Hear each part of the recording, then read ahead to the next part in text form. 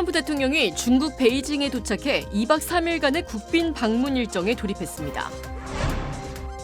마더스데이였던 지난 10일 새벽, 로렌하이츠의 한 주택가에서 80대와 70대 한인 노부부가 나란히 숨진 채 발견됐습니다.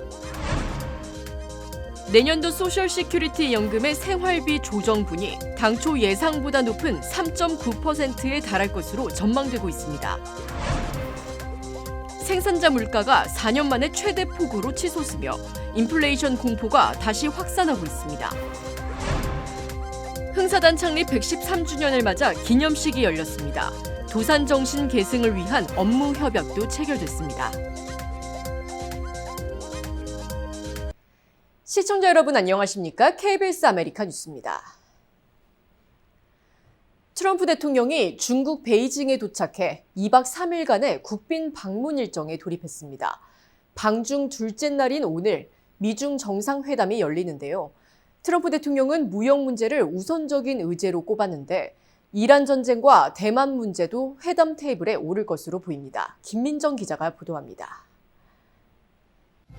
전용기 에어포스원에서 내리는 트럼프 대통령을 중국 당국자들이 나와 영접합니다.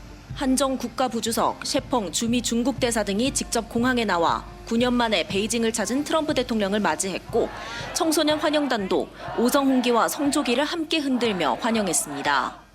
미중 정상은 현지 시각 오늘 오전 베이징 인민대회당에서 회담을 엽니다. 트럼프 대통령은 휴전 상태인 관세 전쟁을 첫 번째 의제로 꼽았습니다. I would say more than anything else will be trade. I think more than anything else says we have massive relationships with China. We're the two superpowers. 회담을 하루 앞둔 어제 양국 경제수장이 한국에서 만나 의제 조율을 위한 막판 협상을 벌인 만큼 오늘 회담에서 타협점을 찾을 수 있을지 관심입니다. 시진핑 주석이 이란 문제와 관련한 해법을 내놓을지에도 이목이 쏠립니다. 트럼프 대통령은 이란과 관련해 중국의 도움은 필요하지 않다면서 중국의 협상력이 커지는 걸 경계하는 듯한 모습도 보였는데 중국 측이 이란 문제에서 미국에 협조하는 대신 대만 무기 판매 중단 등을 관철시키려 할 가능성도 있습니다. 미중 정상은 정상회담이 끝난 후에도 베이징 텐탄공원을 둘러보고 저녁 만찬을 함께하며 폭넓게 의견을 교환할 전망입니다. 트럼프 대통령의 이번 방중에는 엔비디아 젠슨 황, 테슬라의 일론 머스크, 애플의 팀 쿡 등 주요 기업인들이 대거 동행했습니다. 베이징에서 KBS 뉴스 김민정입니다. 미 중앙은행인 연방준비제도의 차기 수장으로 지명된 케빈 워시 후보자의 인준안이 연방 상원을 통과했습니다. 상원은 오늘 본회의를 열고 찬성 54표 대 반대 45표로 워시 후보자의 의장 인준안을 가결했습니다. 어제 연준 이사직 인준에 이어 의장직까지 최종 확정되면서 취임을 위한 모든 절차가 마무리됐습니다. 제롬 파월 현 의장의 임기가 오는 15일 종료돼 워시 신임 의장은 이르면 이번 주 중 공식 취임할 예정입니다. 특히 다음 달 열리는 연방공개시장위원회 회의를 직접 주재하며 미국의 기준금리 결정을 이끌 전망입니다. 워시 의장은 청문회에서 연준의 독립성을 강조해왔지만 금리 인하를 압박해온 트럼프 행정부와의 관계 설정이 향후 워시 연준의 최대 과제가 될 전망입니다. 마더스데이였던 지난 10일 새벽, 로렌하이츠의 한 주택가에서 80대와 70대 한인 노부부가 나란히 숨진 채 발견됐습니다. LA 카운티 검시소는 78세 춘박 씨의 사인을 자살로 판정했고 함께 발견된 84세 상박 씨의 사인은 아직 조사 중이라고 밝혔습니다. 현장에 출동한 구급대원들은 발견 당시 두 사람 모두 이미 숨진 상태였다고 설명했습니다. 이웃들은 평소 노부부가 매우 조용히 지냈으며 외부와의 왕래는 거의 없었다고 전했습니다. LA 카운티 셰리프국 살인수사관은 정확한 사망 경위와 정황 파악을 위해 수사력을 집중하고 있습니다. 어제 오후 2시쯤 사우스 LA 버몬트가와 콜든 애비뉴 인근 교차로에서 6중 추돌 사고가 발생했습니다. 캘리포니아 고속도로 순찰대에 따르면 어제 6중 추돌 사고로 한 명이 현장에서 사망 판정을 받았으며 2명은 위독한 상태로 인근 병원에 급히 이송됐습니다. 사고 현장은 형체를 알아볼 수 없을 정도로 파손된 차량들이 흩어져 있었으며 검은색 SUV 한 대는 뒤집혀 있었습니다. 경찰은 목격자 등을 상대로 정확한 사고 경위를 조사하고 있습니다. 내년도 소셜 세큐리티 연금의 생활비 조정분이 당초 예상보다 높은 3.9%에 달할 것으로 전망되고 있습니다. 시니어 권익단체 시니어 시민연맹에 따르면 최근 물가 상승세가 다시 가팔라짐에 따라 인상률 전망치를 기존 2.8%에서 1%포인트 이상 상향 조정했습니다. 4월 물가 상승률이 예상치를 웃돈 데다 중동 전쟁에 따른 에너지 가격 폭등이 결정적 영향으로 작용했습니다. 전망대로라면 수령액은 매달 평균 81달러 정도 늘어나게 됩니다. 하지만 노년층의 한숨은 깊어지고 있습니다. 은퇴자들의 필수 지출 항목인 의료비와 주거비, 공공요금이 일반 물가보다 훨씬 빠르게 치솟고 있기 때문입니다. 단체 측은 연금 인상분이 실제 고물가 충격을 방어하기에는 턱없이 부족하다고 지적했습니다. 사회보장국은 오는 3분기 물가 데이터를 토대로 10월에 최종 인상률을 확정 발표할 예정입니다. 생산자 물가가 4년 만에 최대 폭으로 치솟으며 인플레이션 공포가 다시 확산하고 있습니다. 오늘 노동통계국은 4월 생산자 물가 지수가 전월 대비 1.4% 상승했다고 발표했습니다. 이는 시장 전망치를 3배 가까이 웃도는 수준으로 지난 2022년 3월 이후 가장 높은 상승률입니다. 특히 이란 전쟁 여파로 호르무즈 해협 운항이 차질을 빚으면서 에너지 가격이 급등한 것이 주요 원인으로 꼽힙니다. 근원 물가 역시 서비스와 장비 가격 상승 영향으로 1년여 만에 최대 폭으로 올랐습니다. 생산자 물가는 시차를 두고 소비자 물가에 반영되는 만큼 가계의 물가 부담은 더욱 커질 전망입니다.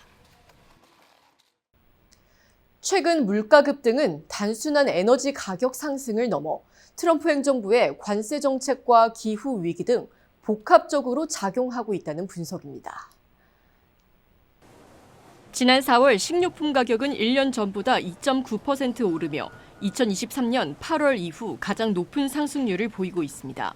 중동 전쟁으로 인한 에너지 가격 상승이 주요 원인으로 꼽히지만 폭등하는 물류비와 정책적 요인, 기후 변화까지 겹쳤기 때문으로 분석되고 있습니다. 멕시코산 토마토에 부과된 17% 관세로 토마토 값은 1년 사이 40% 급등했고 이상 기후로 소고기와 커피 가격도 두 자릿수 상승률을 보이고 있습니다. 전문가들은 비료 유통 차질 등 생산 비용 증가가 실제 소매가에 반영되기까지는 몇 달이 더 걸릴 수 있다며 내년까지 물가 압박이 더 커질 수 있어 시민들의 생활비 부담은 더 커질 수 있다는 우려가 나오고 있습니다. 정했어요. 모두에게 더 다정하기로, 다 정관장 하기로. 선물은 정관장. 건강하세요. LA에 있는 옛 흥사단 단소는 도산 안창호 선생이 미주 독립운동을 이끌었던 역사적 장소인데요. 이곳에서 흥사단 창립 113주년을 맞아 기념식이 열렸습니다. 도산정신 계승을 위한 업무 협약도 체결됐습니다. 김범상 기자가 취재했습니다. 로스앤젤레스 카탈리나 거리에 위치한 옛 흥사단 단소는 1929년부터 약 20년 동안 미주 독립운동의 핵심 거점으로 사용된 역사적 장소입니다. 재개발로 철거 위기를 맞았지만 대한민국 정부가 지난 2023년 건물을 매입해 복원 사업을 진행하고 있습니다. 미주 흥사단은 오늘 창립 113주년을 맞아 이곳 단소에서 기념식을 열었습니다. 기념식의 핵심은 연대로 미주 도산 안창호 기념사업회와 업무협약, MOU를 체결하고 도산기념관 조성과 정신계승에 협력하기로 뜻을 모았습니다. 두 단체는 이번 협약을 통해 한인사회의 정체성과 미국 사회의 구성원으로서의 역할을 강조했습니다.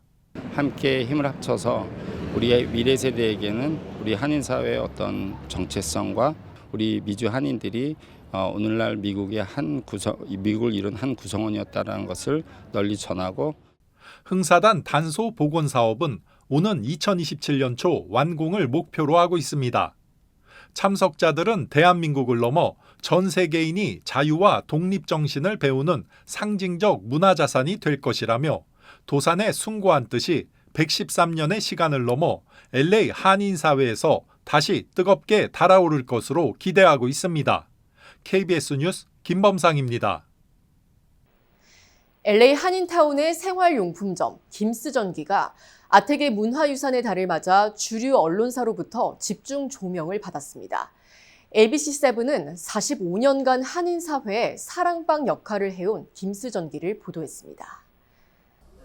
1979년 설립돼 3대째 가업을 이어오고 있는 김스전기는 단순한 상점을 넘어 한인 이민사의 산 증인으로 평가받았습니다. 방송은 한국식 슬리퍼부터 최신형 김치 냉장고까지 한국 가전과 주방용품을 미국에 보급해온 이곳의 노력을 조명했습니다. 특히 1세대에게는 고향의 향수를, 3세대 젊은 층에게는 K문화를 잇는 가교 역할을 하고 있다는 점에 주목했습니다. 스콧 김 부사장은 인터뷰를 통해 김스전기를 운영하는 것은 단순한 비즈니스를 넘어 한국 문화를 지켜가는 일이라고 자부심을 전했습니다. 취업비자 취득 문턱이 더 높아질 전망입니다. 트럼프 행정부가 H-1B 전문직 취업비자와 취업 이민 신청자에게 적용되는 통상임금 기준을 대폭 올리는 방안을 추진하고 있습니다. KBTV 신영주 기자가 보도합니다. H-1B 전문직 취업비자 문턱이 한층 더 높아질 전망입니다. 연방노동부는 지난 3월 H-1B 비자 소지자와 취업이민 신청자에게 적용되는 통상임금 기준을 대폭 인상하는 규정을 제안했습니다. 통상임금은 외국인 근로자를 고용할 때 같은 지역과 직종에서 지급해야 하는 기준임금입니다. 이번 규정이 시행되면 기업이 제시해야 하는 최저연봉 수준은 경력과 직무에 따라 기존보다 21%에서 최대 33%까지 높아질 수 있습니다. 의견 수렴 기간은 이달 말에 종료될 예정이며 행정부는 올해 말 또는 2027년 초 최종 규정 확정을 추진할 것으로 전망됩니다. 앞서 행정부는 지난해 9월 신규 H-1B 비자 입국자에게 10만 달러의 추가 수수료를 부과하는 정책을 시행한 바 있습니다. 여기에 통상임금 기준까지 올라가면 외국 전문 인력을 채용하려는 기업의 부담은 더 커질 수밖에 없습니다. 특히 자금 여력이 부족한 중소기업과 스타트업은 H-1B 활용 자체가 어려워질 수 있다는 우려가 나옵니다. IT와 AI, 바이오 등 고급 인력 의존도가 높은 업계에서는 미국이 글로벌 인재 경쟁에서 스스로 불리한 환경을 만들고 있다는 지적도 제기됩니다. 이민 규제 강화는 취업 비자에만 그치지 않습니다. 트럼프 행정부는 유학생의 체류 기간을 고정 체류 방식으로 바꾸는 방안과 졸업 후 취업 제도인 OPT와 스템 OPT 축소 가능성도 검토하고 있습니다. 불법 체류자에 대한 추방 유예 심사도 더 엄격해지는 흐름입니다. 연방이민서비스국은 최근 추방 유예를 일반적인 혜택이 아니라 극히 예외적인 경우에만 허용되는 재량 조치로 규정했습니다. 결국 이번 조치는 불법 체류자 단속뿐만 아니라 합법 취업과 유학 경로까지 전반적으로 좁히는 방향으로 해석됩니다. KBTV 뉴스 신영주입니다. 대한항공과 아시아나항공이 오는 12월 17일 통합 대한항공으로 공식 출범합니다. 인수 계약 체결 이후 약 5년 6개월 만입니다. 양사는 어제 각각 이사회를 열고 합병 계약을 승인했습니다. 합병 비율은 1대 0.27로 대한항공은 아시아나의 자산과 부채는 물론 근로자의 일체를 승계하기로 했습니다. 대한항공은 앞으로 안전 운항 체계 통합을 위한 운영 기준 변경 등 법적, 행정적 절차에 착수합니다. 특히 3조 6천억 원의 정책 자금을 전액 상환하며 통합 항공사 출범에 기틀을 닦았다고 설명했습니다. 마일리지 통합안은 관계 당국과의 협의를 거쳐 추후 확정될 예정입니다.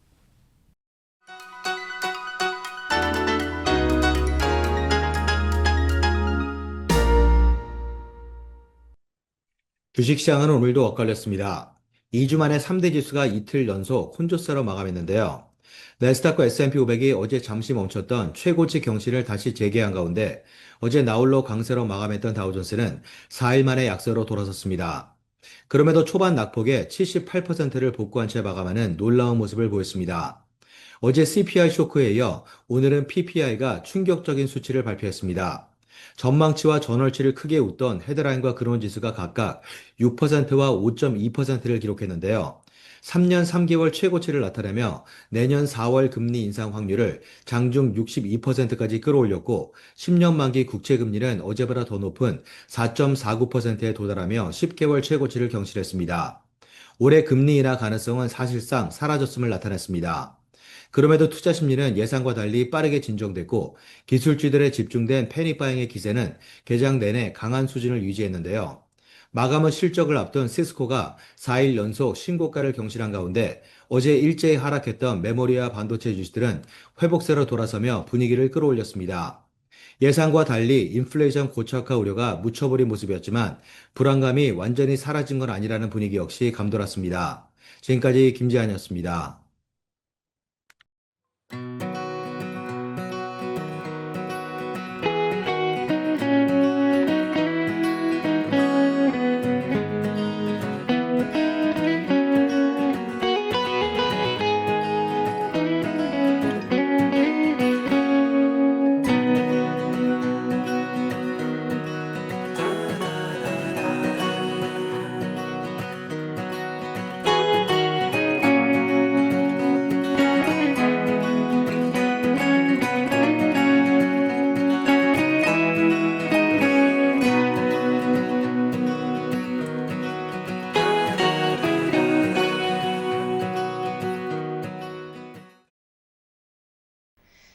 KBS 아메리카 뉴스 오늘 소식은 여기까지입니다. 편안한 저녁 보내시기 바랍니다.